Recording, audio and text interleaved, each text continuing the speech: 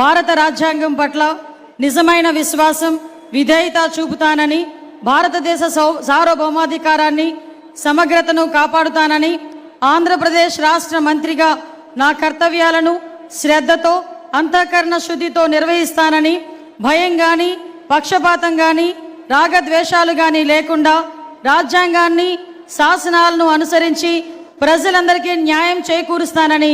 దైవ సాక్షిగా ప్రమాణం చేస్తున్నాను. నేను సత్యకుమార్ యాదవ్ అనే నేను శాసనం ద్వారా నిర్మితమైన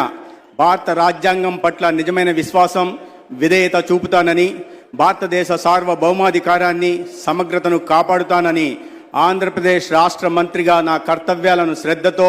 అంతఃకరణ శుద్ధితో నిర్వహిస్తానని, భయం కానీ, పక్షపాతం కానీ, రాగద్వేషాలు కానీ లేకుండా రాజ్యాంగాన్ని, శాసనాలను అనుసరించి ప్రజలందరికీ న్యాయం చేకూరుస్తానని దైవ సాక్షిగా